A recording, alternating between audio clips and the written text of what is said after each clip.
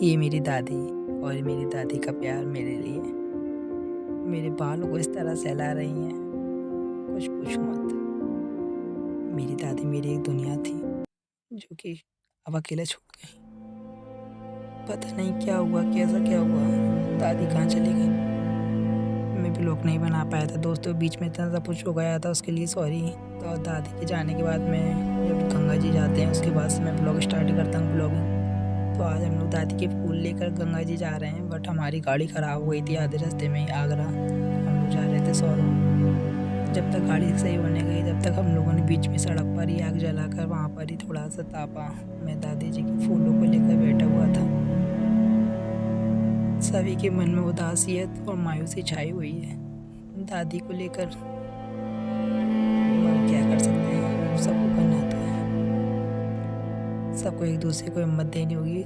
दादू जी सब लोग बैठे थे। दादी के जाने के बाद सब लोग काफ़ी उदास हो चुके थे। तो अगले दिन सुबह हम लोग सौरव पहुंच जाते हैं। बड़े ताऊ जी दादी जी के फूलों को लेकर खड़े हुए थे।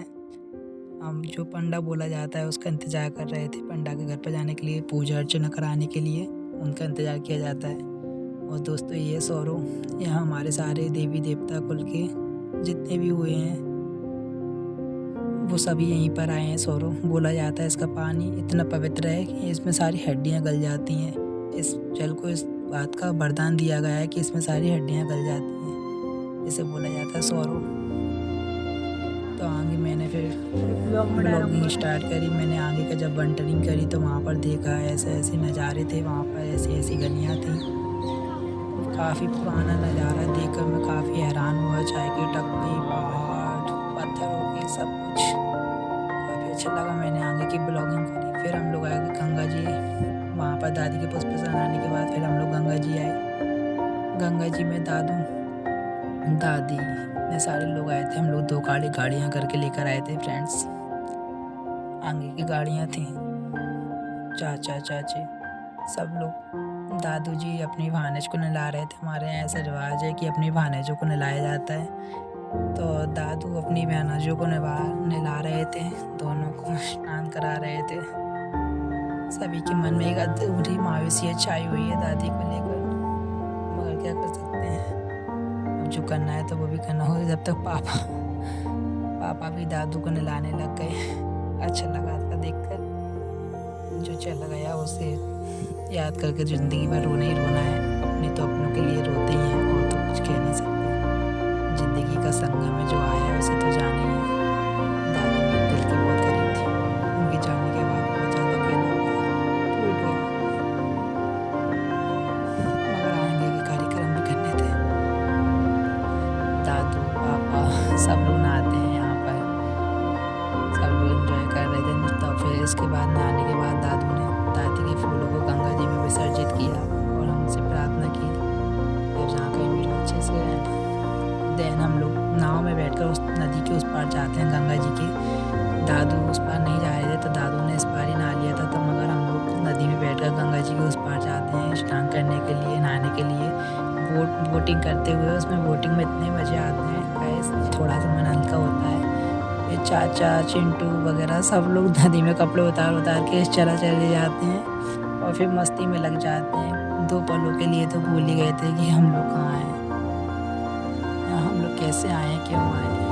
पापा साहिल को नहला रहे थे, मम्मी साहिल को नहला रही थी। भानज को नहलाया जाता है, बस वही हो रहा था। और सौरव का गंगा जी का ऐसा कुछ नज़ारा था फ्रेंड्स। देन में नहा के फिर से हम लोग बोटिंग के उस पार आने के लिए रेडी हो चुके थे। मैंने अपने कपड़े चेंज कर लिए थे, रेडी हो गया था। मैं बोटिंग में बैठा हुआ था, मैं देख रहा था। मेरी कंडीशन काफ़ी ख़राब हो चुकी थी, बाल वगैरह कट गए थे दादी के जाने के बाद, काफ़ी उदास थे। पापा ने गंगा जी को भरा।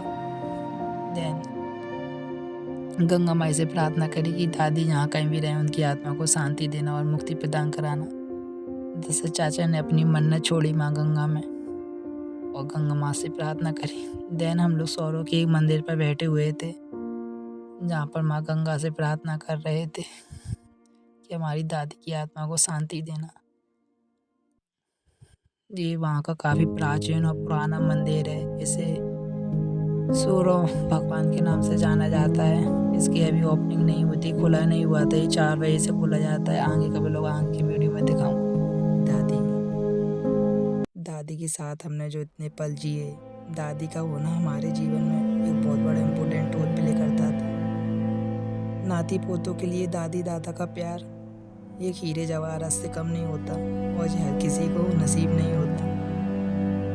दादी के साथ जो इतने साल जिए इन्हें मैं कभी नहीं भूल पाऊँगा, हम लोग कभी नहीं भूल पाएंगे। दादी का प्यार और दादी के सहारे ही, पूरी यादों के सहारे ही जीना है। दादी, हम आपको बहुत मिस करते हैं।